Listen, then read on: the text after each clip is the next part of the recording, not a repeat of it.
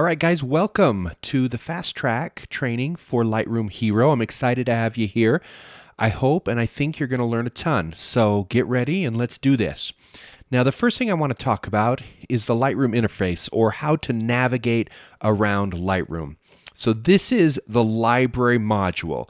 This is the first place you'll come when you open up Lightroom. It'll bring you to the library module. I know I'm in the library module because here in the top right-hand corner, the library is white instead of grayed out like these other modules. Modules are basically a place where you can do certain things to your images. So there's the library, the develop, the map, the book, the slideshow, print, and web module, and I'm certain that in the future there will be additional modules that they add that you can do additional things to your images. So there are 5 distinct areas of the Lightroom interface. The big center area is called the workspace. This is where you'll actually work on your images. And then you have these 4 areas around the outside edge of Lightroom. These are called panels. Now, inside the side panels, the left and the right panels, there are additional panels, and you can see that by these little triangles that you can open and close to show different areas and giving you the ability to do different things with your images. The top area, this is called the module picker. The bottom area, this is called the film strip. If I had images loaded, which I will later on in this video, you will see that the thumbnails of all of my images are in the film strip down here at the bottom. Now, you can open or close any of these outside panels by clicking on the triangles on the outside edge. So if we were to get rid of all of these panels by closing them down, I now have a much larger area to work with my images. I can bring up this panel simply by going over here, and it will highlight and bring up the panel that is missing. I can permanently bring it back by clicking on that triangle again. So if you ever find that you're missing a panel, it's very easy to figure out how to bring it back. It's a matter of simply clicking on that triangle that's on the outside edge. Now, you may find yourself missing one of these smaller panels within the larger panels. And if that happens, if you right-click on any of these titles, it will bring up a list which will show you check marks right by each of the smaller panels. So if I was to take away this check mark on the Quick Develop, you'll notice that my Quick Develop panel has disappeared. And if I right-click back on there, I can see that there is no check mark by it. So if you find yourself missing one of these smaller panels, simply right-click on the title bar, and you'll be able to see which ones are missing and which ones are there. So you can see we have several smaller panels inside the larger panels. And that can get confusing with all of them open at the same time. And so what we want to turn on is something called solo mode. So if you right-click on any of these headers, you'll notice the word solo mode. And what that means is that it will only open one of these smaller panels at a time. So if I decide I want to use Quick Develop, I open it and it will close keywording. Same thing would happen is if I decided I wanted to use metadata, I click on it and Quick Develop closes. So this helps us to stay organized. Now we have to turn solo mode on both sides. So let's turn solo mode on over here as well.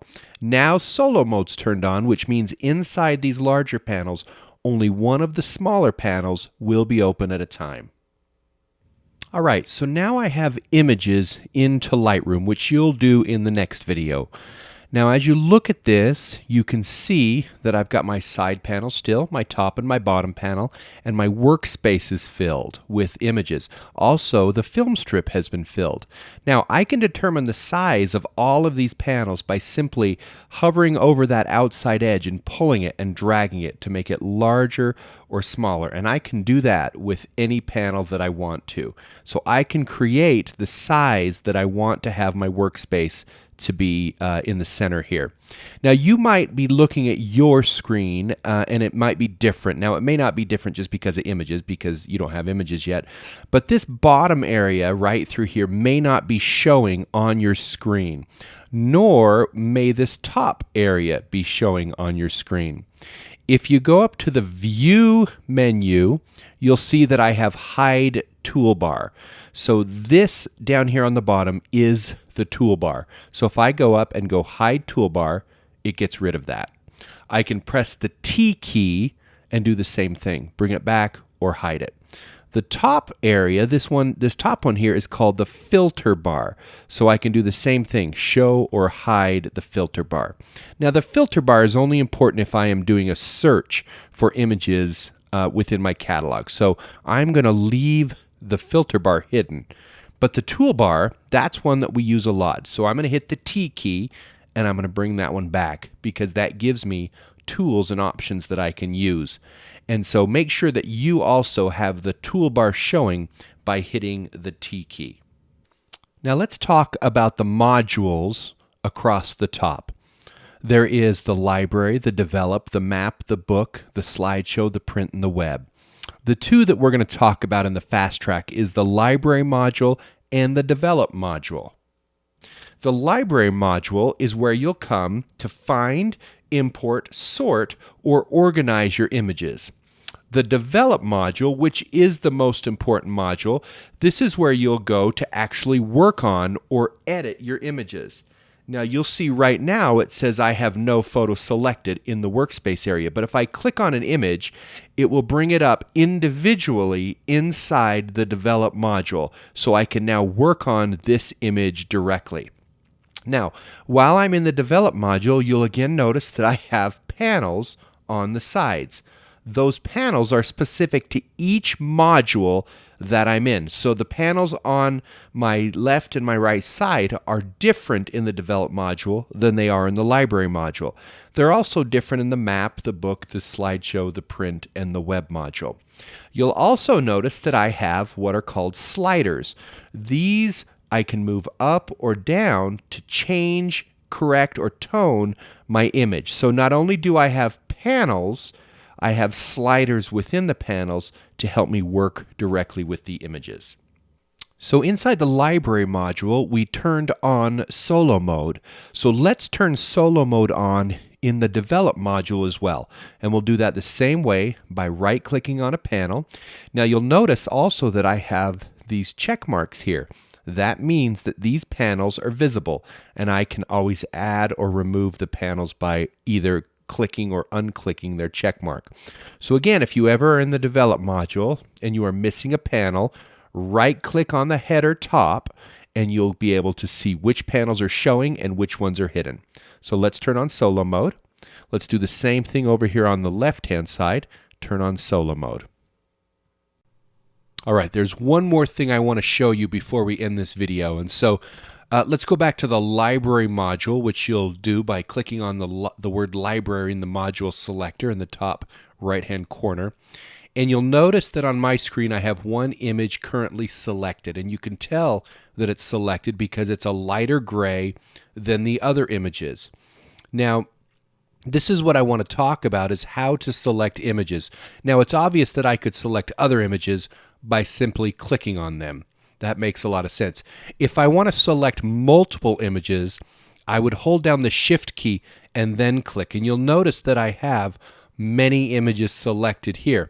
Now, the difference is that the first image is a lighter gray than the other images that I have selected.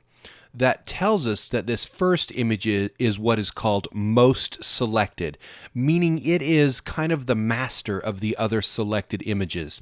Now, that may not make a lot of sense right now, but in the next video you'll learn why that's important, because during syncing, it is the image we will sync settings from to the other images. So it makes a lot of sense that we understand and know and are very deliberate about which image is the most selected. Now, I currently have these four selected. If I wanted to change the one that is most selected, I simply click on it, and it becomes the most selected of the images that are currently selected. You'll also notice down in the film strip, down on the bottom, that it will also show which image is most selected, and it will reflect that down there. And finally, if I want to select images that are not all in a row, like these images are, I can simply hold the Command or the Control key down and click on any image that I want to add to my selection.